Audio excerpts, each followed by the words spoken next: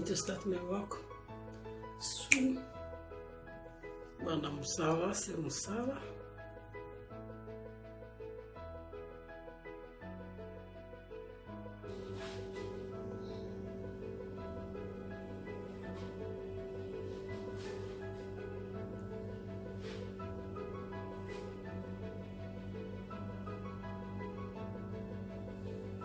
Hello everyone, welcome back to my channel. If you are new, you are welcome. Today I will make the spinach. You know this spinach, the spinach, they call that spinach. I'll make this one, this spinach, and then with those I have my spinach here. I have my tomatoes, fresh tomatoes. I have some more aubergine. I have 2 garlic, 1 bay leaf, 2 dry fish, and I have got meat here. I have universal seasoning for veg. I have that for my seasoning. I'll use this. Also, I have courgette, I have onion, I have rough leek, but it's rough, just tiny bit, not much. And then I have a spring onion. This spring onion, I use this spring onion. Also, I have okra. I use some okra inside. And then I have here chili pepper. I have that. And then I use oil. Also, I use oil. And then that's I have today. I made spinach with dry fish. You see it. And bonjour, bambote nyons, bambote mingi, na ba mama, na ba bonus to asika, na ba bonaka la bambote na bino. Lelo na ye na recette asika, na ye na ndunda. Ndundo yo awa bengango, aba so bengango ka ba bengango spinach. Nese pinard, mais biso ana biso benga nini, mais biso benga spinach. So moni atana na suma na bandibu, benga ngo spinach. Ya suma biso za na Angleterre. Na suma ngo boy eza kitoko. Eza biteki to benga ngo spinach, but nga ebite so bobi kombo na ngo na ebite. Ba benga ngo spinach ba kuma spinach. Ya on sa la bandibu za kitoko. Mais eza te epinard ko epinard no. Moni, mondeza na bandibu dans des ana. Eza kitoko. Na ete suma benga ngo nini. Non sala wana na otana basolo na ngawa non sala le non sala kaka fresh tomate ya fresh na utiliser tomate fresh misato yo na zape na ba pipi na zui ya vert na ya jaune parce que ya vert za na solo mususu ya jaune za na solo mususu ya rouge pe solo mususu ba pipi za solo mususu na nina chama mi ba le pe za pimbo ya mélange pimbo les za kitoko solo wana. Nazana dongo na sana ocha dongo nda makate pinaro ndambu kaya mkia mingi pete. Nazana litungulu na ngayawa, nazana courgette na ngawa, nazana poiron na ngama eza ya ndambu eza ra mkie. Ya eza katika demite me eza mwa mkie. Nazana ndembe na ngatu benga ciboulette na ngawa. Nazape na muscade, o eza muscade ya poussière. Nazape na oyoyo to benga ngo eza vegetable seasoning ya pona légumes. Vegetable seasoning et après légumes et vegetable car saisonnement mais ils pour les légumes dans le préférant mingi so na zana na sala comme mais les na zana o no sala oyo na oyo no oui dans ça na huile pezali wana dans le bar to sala lelo yangwana merci nga na sokola kambis na ngai awana na avana na sala ni fona sokola mbis na ngai pour sa mbis na pona zelo mwana chango to pona video za mulaite na sokola pour sa mbis na pona tokisiam bo mata na chango to na sokola pour sa mbis pona ninga pour sa mbis. Also I will before I will do everything I need to clean my fish. I use a sponge, you know that sponge we use it for a plate. I use that to clean my skin. You know fish skin because I love fish skin. That's why I want to clean it. I'll clean my fish skin properly, well. Wait, I forgot I have here salt. na osala na mpona tokisa mbisi na mungu yango sorti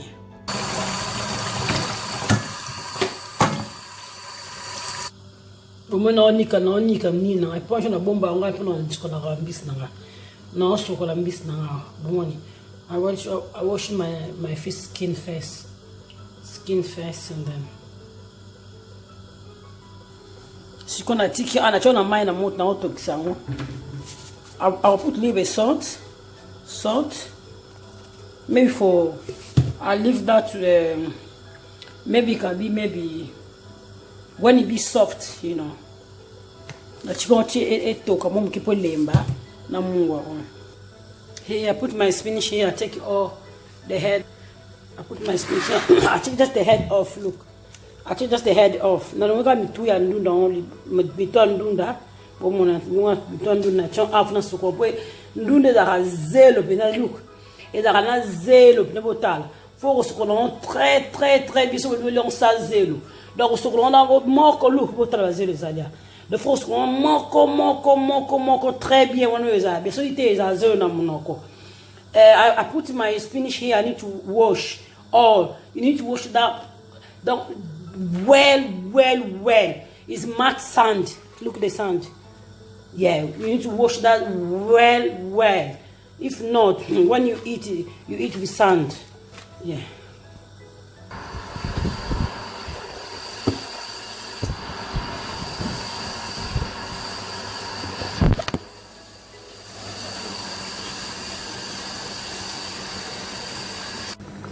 So one is called lembi. I put on a mungu and lembi on a ponamo. Now you know my dry fish nice soft. I need to take all the bone off. Now not all my skin, not all have me coins to off, not all my coins to top in the lembi siko. Take all the bone now. So this is my spinach, is cinnamon chicken spinach. I already washed well. Now my water, I need to put salt in it. A little bit salt. How much you want? Now just mungwa.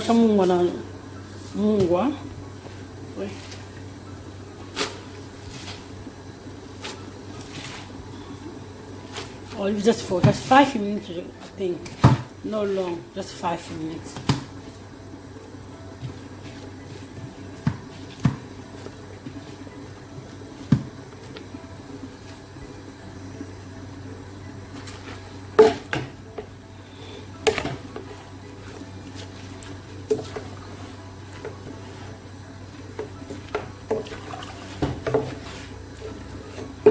I'll leave just for 5 minutes.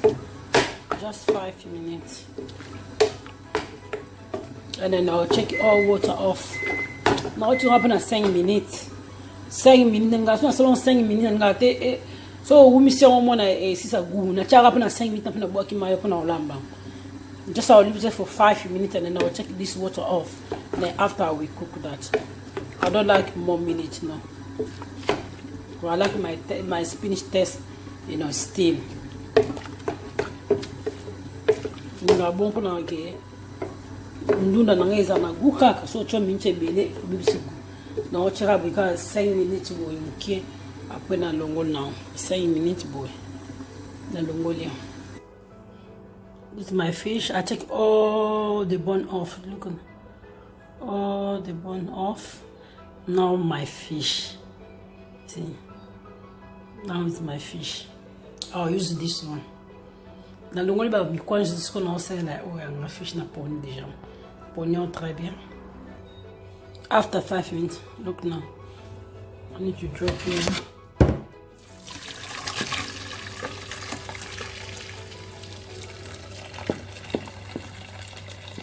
All the have my. Let me take the water off.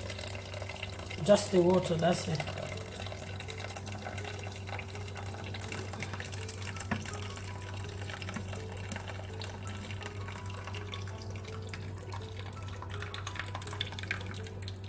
Just 5 minutes.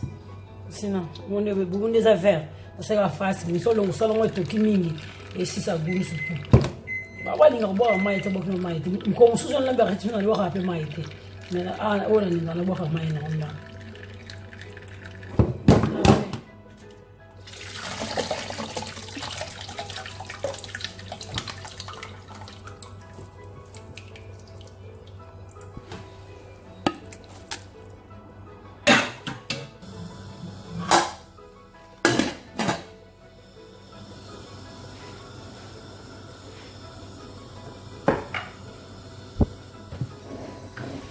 I need to put oil here. You can see I'll use this one.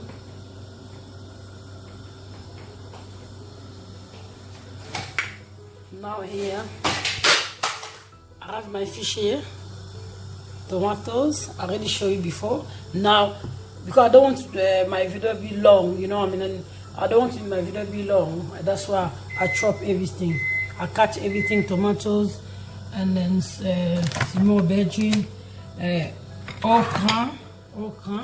I like more when I get my okra. I like the baby one because the big one is the one you cook that is so hard to cook that. The baby okra is so soft and fresh. When you cook that's easy. This one, all I have here is a courgette, pepper, garlic, and leek, and then spring onion, and then onion, and then this bay leaf that I have, and then I have my seasoning this, and then I have also this. Sikoyo to balingala biso na biso awa. Mbisi na ngona sokoli mbisi na ngona très bien. Oh tomate na kati tomate na ngona misat na kati oh ba aubergine na kati. Oh sorry. Oh ba solo na nga pardon. Oh ba solo na nga kati déjà. Oh za dongo na ngai. Siko ngala lingara dongo so dongo na suna sela oh ba mikie oh ya bana. Yango za soft za ba graine ya makasi te. Mais so sali ya minene za makasi. E mo so lambion za makasi. Yona ninga ba dongo mingi ya bana ya bana za kitoko tana olie za kitoko. Ya minene mingi so za element so mwa makasi so lambion. O na zumu bomoni za mikibne za ya bana. Na kola sabino exemple mo. Eza menda ya bana tala. Na sala mingi ya mikepenza. Ya mikepenza est-ce que ya kelembe za fresh ba mama. Bo sala mingi ya mikeza za bien lemba. Donc on a bien pour la santé que ça m'a fait plus de news. Oyo nde pilipili na ngai na sala ya vert na ya jaune et ça l'a bien.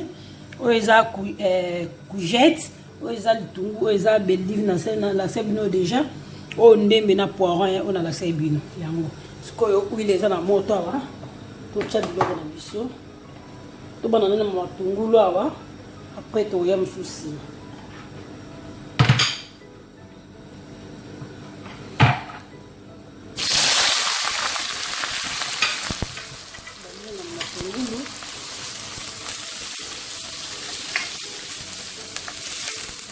Então já está 5 minutes. You can start with this one, maybe 5 minutes. Be of the soft. This is my garlic. Where is that? 2 garlic nanga. The eye nanga zaro. No sa no amukia.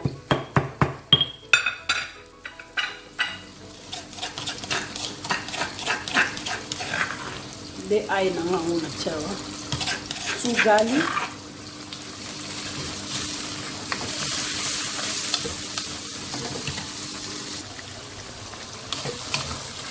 Now you see now you the sauce less than 5 minutes I think.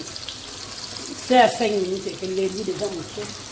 Autre tomate na biso. Awa. Niko selinga. Tomate to chawa.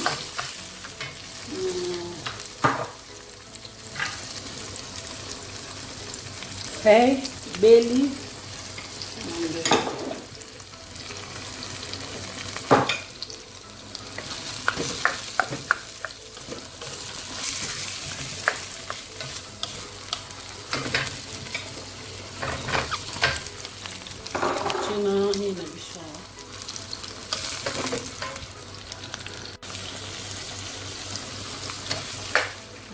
Pour le tabac.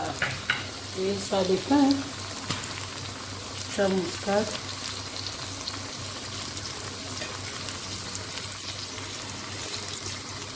Parfait. Muscade pas mouiller. Muscade.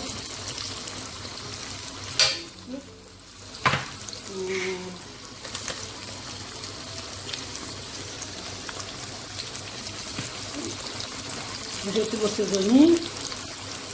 Bagou ya eza bagou à légumes. Tchawa. Maté delu les légumes pour on tchala nga mungu à sauter. Quand c'est d'amour dans 10, quand c'est mungu à tout. On fait 2.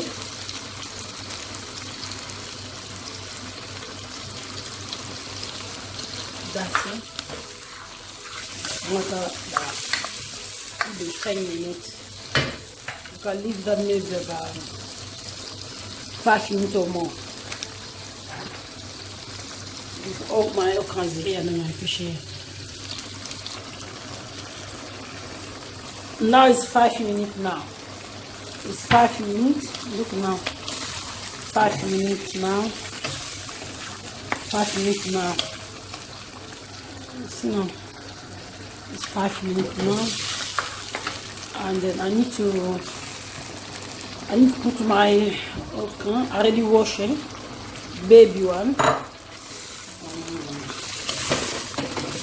I'll leave that to 5 minutes now.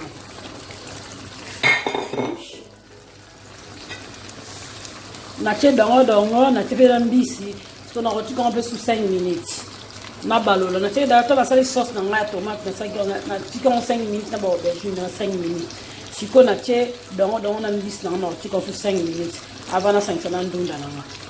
I'll leave that 5 minutes again, and then after I will mix that with my spinach.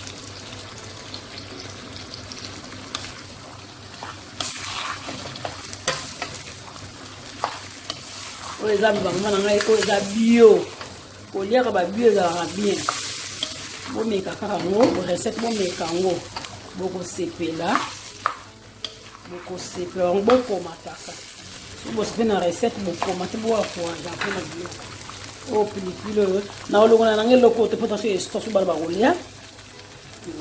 Tout chili. Oh il va 5 minutes. Il va que si 5 minutes et coquille sous maintenant mélangeons dans l'eau now it's 5 minutes. Now it's 5 minutes. I need to mix all together with my spinach here that I already put here. I'll mix it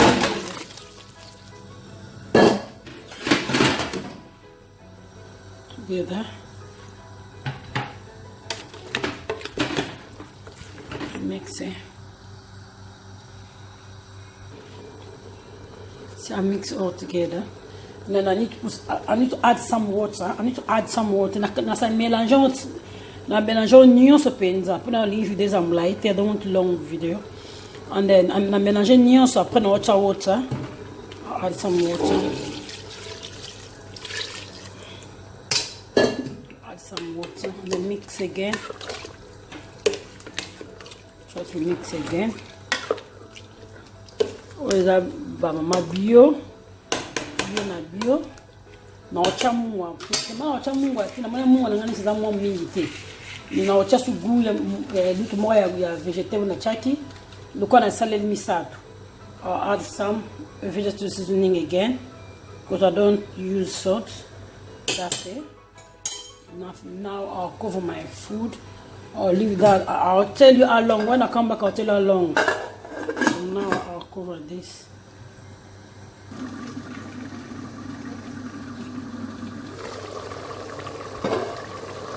Oh, now it's 35 minutes now, you know. 35 minutes, let me check it, guys. It's 35 minutes. See my paper. Seal.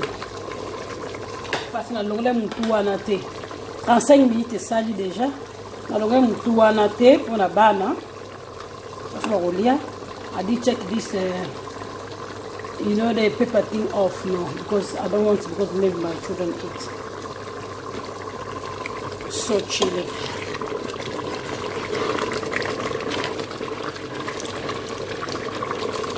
Yeah. So now it's done. I like more soup. No more soup, but soup like this. Because blow na nge bed na mo. The na linke soup si la na linke na masu. Linke soup si la boza na otina sam. Yango bosi. Yango eteli na makasi te woni. Eteli na makasi te me weza li ba mama. Eteli makasi bona tsena tomate fraîche. eza na bio o na bloka bio yango basolo na mpe omoni epanzani te basolo epanzani te eza benda ya kitoko na kolia na semoule tala semoule na ngango na kolia na semoule na sali likayabo na tia na mai na tumbi na tia na mai après na tia na macaroni kabo akisa kindeki yango na esa bino pour ezaka décorer ya pilipili ndeza na pilipili donc rien à dire penza ya kitoko makasi moko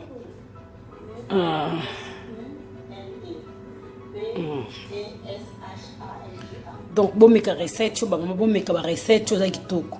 Now look now this is semolina and then my spinach finished now. It's already done.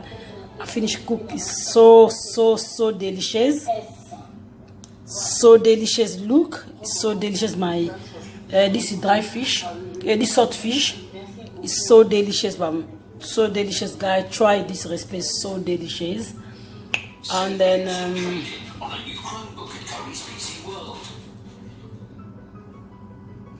so delicious, guys. Look now, thank you for everyone, guys, for supporting. Thank you so much, guys, supporting me. Thank you for your supporting me. Thank you for your comments. Thank you so much. Merci na bande konyo surtout au beau soutenir, beau commenter, beau partager. Merci beaucoup. Merci na ba maman nyonso. Et puis nous merci beaucoup. Merci na maman Irène. Merci na groupe na biso ya WhatsApp ya maman Irène. Merci na baron. Merci na groupe souci ya Facebook ya tolé ba maman pour la tolé ba maman ya maman Nick. Merci na bino. Merci na groupe so YouTubers. Merci na bino, gros bisous na bino. Bye.